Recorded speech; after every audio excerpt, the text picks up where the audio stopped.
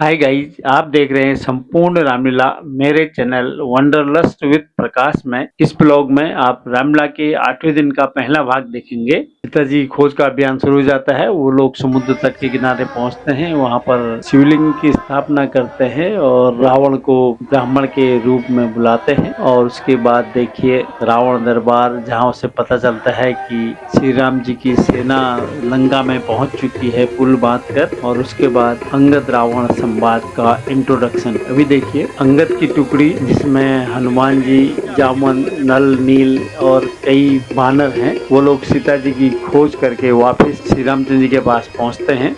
श्री रामचंद्र जी का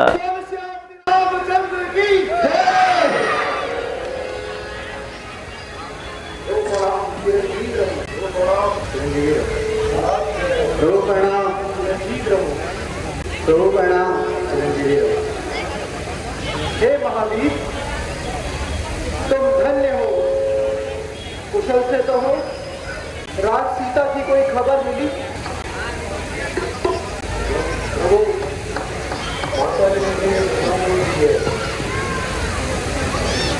मैं उन्हीं से मिलकर आया हूँ। हे वायुपुत्र, क्या जनक नंदिनी सब कुशल से तो है? वह वहां उस वन में किस तरह रहती है, मुझे विस्तार से बताओ। जो देखा ना कहूँ क्यों, कहते ही जान भड़कती है। वो कोकिला भी चलती है और अपनी चारों ओर बढ़ती है। दिन रात किसान देते, हम साफ भर देते हैं। रावण के लोग से माता के काम करते हैं। मुंह चलते समय कहा मुझसे, सब मेरी कथा सुना देना। थोड़ा जो बात उसकी भी याद दिला देना। छूटी नहीं महीने भर से ली, रघुराई में आकर मेरी। दो तन को जब आत्मा होगी, उन चरणों में जाकर मेरी। हनुमान, मैं तुम्हारा बहुत आभारी हूँ जो तुमने सीता का पता लगाया। महाराज सुग्रीव, आप वह शुभ मुहूर्त आ गया है। हमें समुद्र तट की ओर चलना चाहिए। तो आज्ञा प्रभु। बोल श्याम रामचंद्र की जय। श्री राम और लक्ष्मण जी सुग्रीव और उसकी सेना को लेकर रामेश्वरम पहुंच गए हैं। रामेश्वरम में यहीं पर उन्होंने शिवलिंग की स्थापना की और धनुष कोटि से पुल बांधा गया। लक्ष्मण, इस सुंदर स्थान पर लंका को प्रस्थान करने से महादेव की स्थापना करने की मेरी इच्छा है। ब्राह्मण, तुम्हारा क्या विचार है? बहुत अच्छा विचार है भैया। सेवक को आज्ञा दीजिए। किंतु पूजन का जो कार्य है वह मुझे कठिन जान पड़ता है। इधर कोई ऐसा विद्वान भी नजर नहीं आता है जो शिवलिंग की स्थापना कर सके। हाँ, याद आया, रावण सभी भेदों का जानकार है, उसी को बुलाना होगा। राधा जी, आप ये क्या कह रहे हैं? वह तो हमारा शत्रु है। लक्ष्मण, तुम्हारा कहना भी सत्य है, किंतु इस समय हम उसे एक ब्राह्मण के रूप में बुला रहे हैं। वह अवश्य आएंगे। राधा जी, जैसी आपकी इच्छा। मेरे लिए क्या आज्ञा है? अच्छा, तुम जाकर पूजन के लिए पुष्प ले आओ भ्राता। जो आज्ञा राधा जी। हे हनुमान, आप जाकर रावण को समुद्र तट पर शिवलिंग की स्थापना करने के लिए, इस हेतु यह कार्य आपके द्वारा ही संपन्न होगा। मुझे लगता है वह अवश्य आपके साथ आ जाएंगे। जो आज्ञा प्रभु। बोल श्याम रामचंद्र की जय।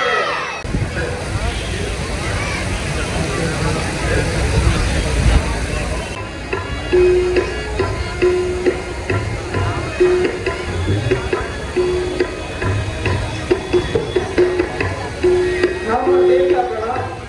और स्वान हो, कल्याण हो, लोक लोक में समान हो।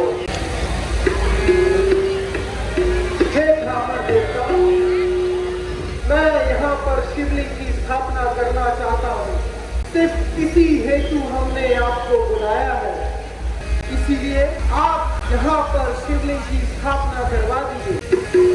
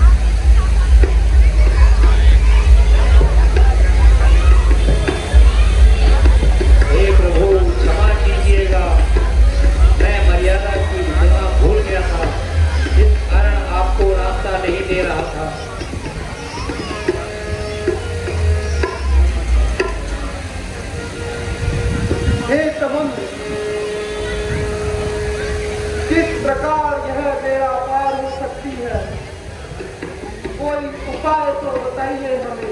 भगवान ऐसा कार्य किया जाए जो युग युग तक याद रहे, हे नाथ आपका काम बने और मेरी भी पर याद रहे। है जल नव नील बड़े मर्दनी, वे शीघ्र ही सेतु बनाएंगे। हाथों के फेंके पत्थर पानी में तैरते जाएंगे। आनंद करूंगा सहायता रखवाई की मैं भी, पुल बने पार उतरे देना, लंका को विजय सुखद भी। हे नंदी, धन्य हो, अब पूर्व आगे का कार्य किया जाए। नल नील ने समुद्र में पुल बांध दिया और इस तरह श्री राम जी की सेना समुद्र पार श्रीलंका पहुंच गई। और जब रावण ने सुना कि श्री राम जी ने समुद्र को बांध दिया तो उसका आश्चर्य का ठिकाना न रहा।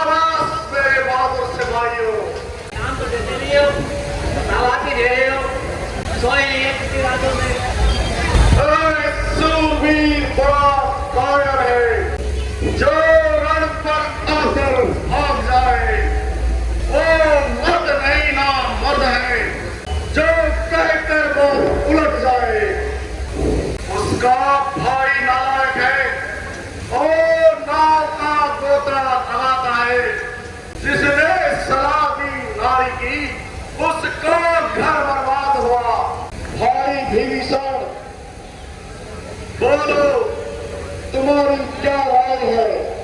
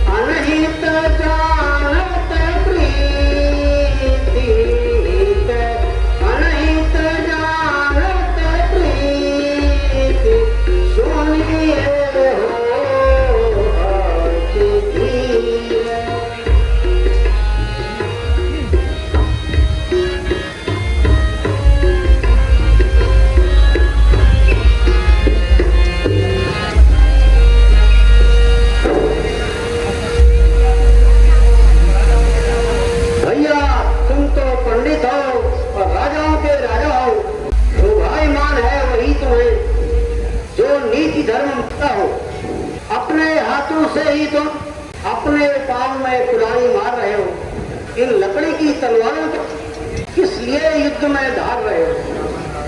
अच्छा जो हुआ सो हुआ, लेकिन अब कुछ बात तो करो। जो चली गई सो चली गई, आगे की जनता आपको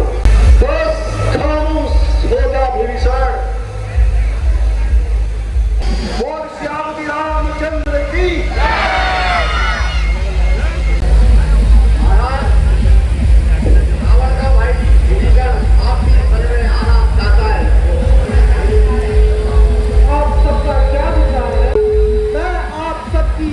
चाहता हूँ भैया, मेरा अपना मत है कि हम हनुमान जी से पूछकर इस पर प्रताप डालें। हे भगवान, अगर रावण के दरबार में भीषण भी नहीं होते तो मैं आज यहाँ नहीं होता।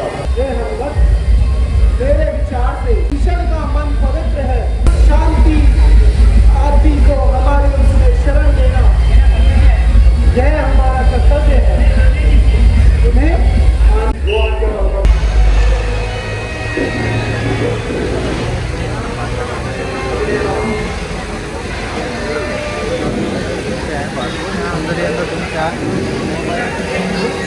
हे प्रभु, मैं रावण का छोटा भाई विभीषण हूँ।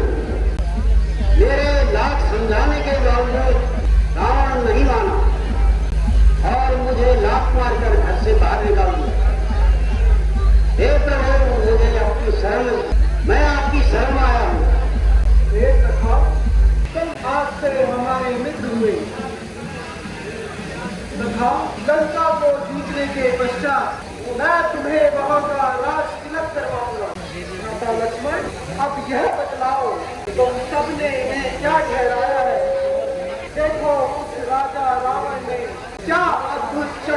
लाया है। बीत चुके दिन बहुत, अब वह युद्ध में नहीं आया है। उसके मंशा के द्वार बंद है कि जो भेद है इसका पाया है। द्वार बंद पड़े हैं तो मत समझो और डरता होगा, मंत्री और सेनापतियों से मंत्रणा वो करता होगा। कुछ देन देखिए और रहा है, राजनीति बतलाती है। शत्रु को भी प्रबंध हेतु उचित प्रतीक्षा की जाती है। वो 4 दिन की प्रतीक्षा अब मुझे खड़कती जाती है और सीता माता की घड़ी घड़ी बच्चों की बातें आती है।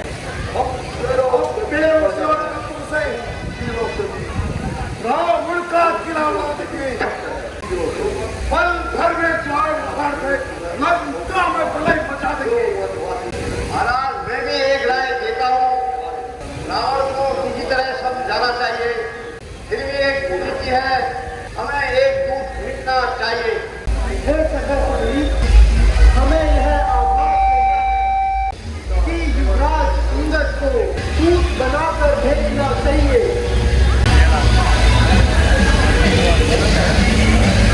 हे अंगद, तुम मुझे हृदय से भी प्यारे हो। तुम जाकर किसी भी तरह रावण को समझा कर आओ।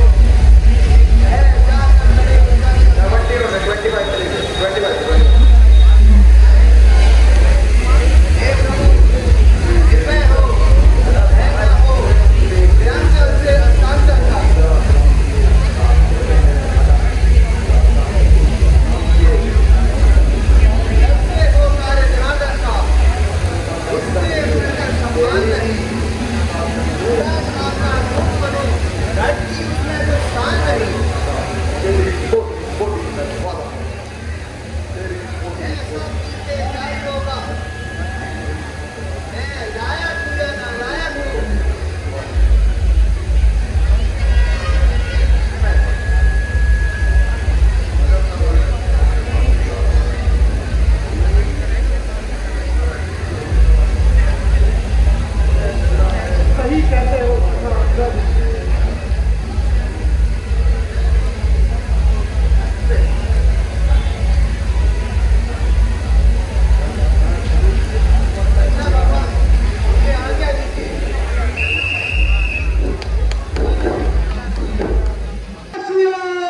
पहले टुकड़ी टेढ़ी कर रे बादल, पहले टुकड़ी टेढ़ी कर।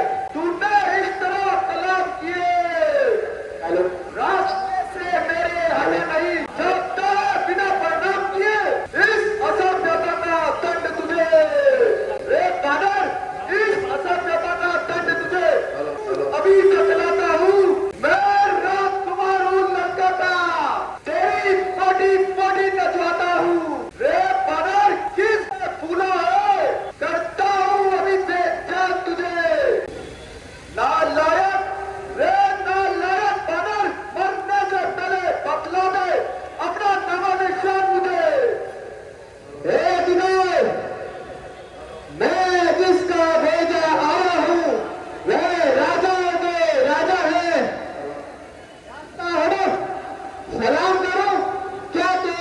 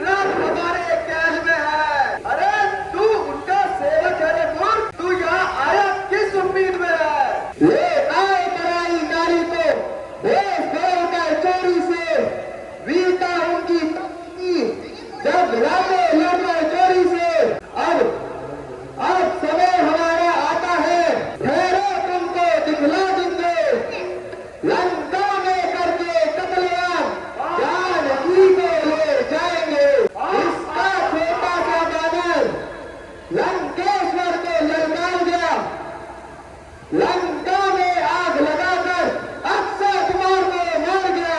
है दुआ तुम्हारी सूर्पनखा, है दुआ तुम्हारी सूर्पनखा, जो महासती मेले में है वह भी अपने को भूल गई श्री मुख की शोभा में। बोली बोली मुझ दासी को ले चलो अवधपुरी शादी करके। तब क्रोध हो लगल देवी नकड़ी पूजी करके करता है एक दे, करता है मुंह चोरी तू एक दे, करता है मुंह चोरी तू श्री रामचंद्र में नादान राम देश पाला बना है अंदर में।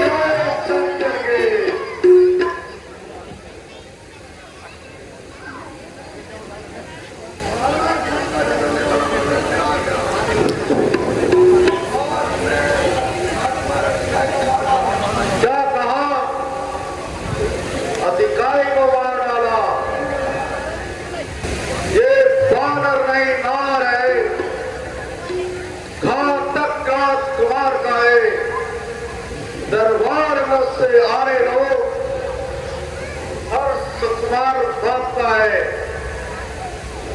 हम उचित करें स्वागत उसका, आदर से बुलाए उसको। हम उस योद्धा को चतुराई से अपनी ओर मिलाए। हम बिल्कुल सही कहा महाराज। जय श्री राम।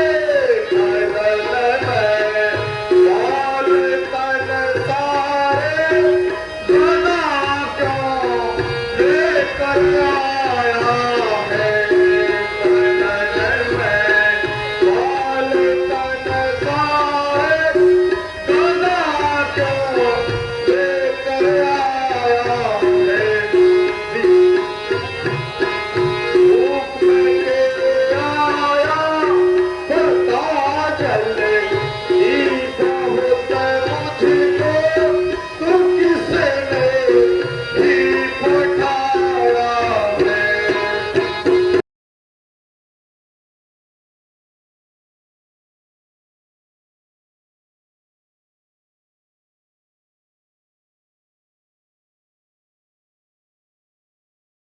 संपूर्ण रावण अंगद संवाद देखिए आप मेरे अगले ब्लॉग में। तब तक स्वस्थ रहें, मस्त रहें और रामलीला का आनंद लेते रहें और मेरे चैनल को लाइक शेयर सब्सक्राइब करते रहें। Thank you for watching.